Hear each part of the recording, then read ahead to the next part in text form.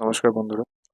ব্যাংকে যাওয়ার আগে মনে হলো যে কারেন্ট অ্যাফেয়ার্সের একটা ভিডিও তোমাদের সঙ্গে শেয়ার করে দিই, যে আমি কি করে প্রিপারেশন করেছিলাম, কোন কোন সোর্স আমি ফলো করেছি, সেগুলো তোমাদের সঙ্গে শেয়ার করার জন্য এই ভিডিওটা বানাচ্ছি আমি। তো আমি প্রিপারেশনের প্রথম দিন থেকেই কারেন্ট অ্যাফেয়ার্সটা সঙ্গে নিয়ে চলেছিলাম, যেটা আমি আগের ভিডিওতে বলেছি। আহ, তো আমি যেটা করতাম সেটা সকালে উঠে ঘুম থেকে উঠেই আড্ডা 24/7 আশিস গৌতম নামে একজন টিচার ছিল। তো উনি হলো ভিডিওটা বলতো, যেহেতু রেগুলার ভিডিও উনি প্রোভাইড করতো, তাই আমি ওনার ভিডিওটাতে নোট বানিয়ে নিতাম খাতার মধ্যে শর্টে, যে কি কি বলছে সমস্ত ডিটেলসগুলো খাতাতে নোট বানিয়ে নিতাম। আর সেকেন্ড যেটা মেন সোর্স আমি ফলো করতাম সেটা হলো স্টাডি আইকিউ। স্টাডি আইকিউ আমি যখন প্রিপারেশন করতাম তখন আহ, গৌরব স্যার প্রায় রেগুলার বেসিসে ভিডিও প্রোভাইড করতো না, বাট আফটার ওয়াইল মানে ওই দু দু তিন দিন যদি গ্যাপ যেত, সেই দু তিন দিনেরটা উনি একবারে প্রোভাইড করে দিত। তো ভিডিওর সঙ্গে পিডিএফও থাকতো। আমি পিডিএফগুলোকে ডাউনলোড করে নিতাম, ডাউনলোড করে প্রিন্ট আউট বের করে নিতাম।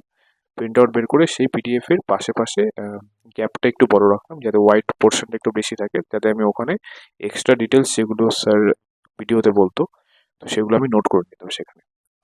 তো স্টাডি আইকিউটা আমি মেনলি ফলো করেছি, এবং গৌরব গার্গ স্যার আরও দুটো ভিডিও প্রোভাইড করতো মান্থলি, যেটা ব্যাংকিং অ্যাওয়ারনেসের উপরে থাকতো, এবং সেটা মানে খুবই হেল্প করেছে আমাকে।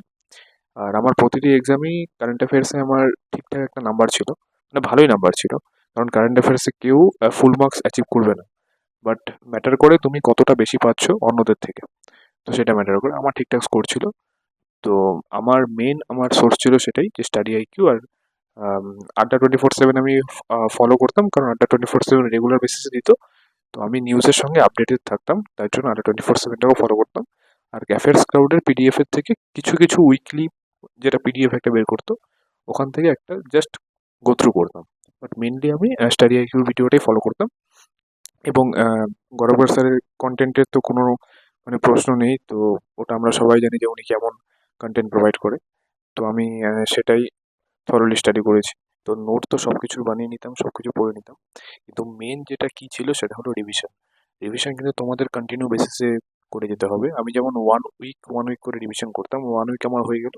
তো ওয়ান উইকেরটা আমি মোটামুটি 3 থেকে 4 বার করে রিভিশন করতাম, এবং নিজের মাইন্ডে মাইন্ডে আমি কোশ্চেন নিজেকে আস্ক করতাম। সাপোজ ধরো যদি কোনো ব্র্যান্ড অ্যাম্বাসেডার যদি চেঞ্জ হয়েছে, তো প্রতিটি ব্র্যান্ড অ্যাম্বাসেডারই ওই 3 থেকে 4 মাসের মধ্যে কোনটা কোনটা চেঞ্জ হয়েছে আমি নিজের মাইন্ডে একটা সেট করে নিতাম, যে একটার সঙ্গে আরেকটা কানেক্ট করে, যে এটাতে এটা আছে, ওটাতে ওটা আছে, ওরকম করে করে নিতাম।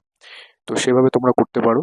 রিভিশন কিন্তু করতেই হবে, রিভিশন মাস্ট, কারণ রিভিশন ছাড়া তোমরা বেশি দিন পর্যন্ত রিটেনশন করতে পারবে না। তো রিভিশন যখন করবে, যখন একটার সঙ্গে একটাকে কানেক্ট করে যখন পড়বে, তখন দেখবে খুবই ইজি হয়ে যাবে আস্তে আস্তে। তো আমি এই দুটো সোর্স ফলো করেছিলাম। আর অ্যাফেয়ার্স ক্লাউডের যেটা উইকলি যেটা পিডিএফ যেটা আসতো, তো সেটা আমি ফলো করেছি। ঠিক আছে, তো ভালো করে তোমরা প্রিপারেশন চালিয়ে যাও। এক্সামে বেশি সময় নেই, প্রিলিমস তো একদমই সামনে আছে। তো প্রিলিমসের সঙ্গে মেন্সটাকেও সঙ্গে নিয়ে চলো, আমি তোমাদের সবাইকে রিকোয়েস্ট করছি। কারণ মেন্সে পরে, প্রিলিমসের একবার রেজাল্ট বেরিয়ে যাওয়ার পরে মেন্সে কিন্তু সময় পাওয়া যায় না। ঠিক আছে? তো কারেন্ট অ্যাফেয়ার্সটাকে এখন থেকেই ভালো করে প্রিপারেশন করতে থাকো। যখনই একটু সময় পাবে মাঝখানে, তখন সেটাকে রিভিশন করে নেবে।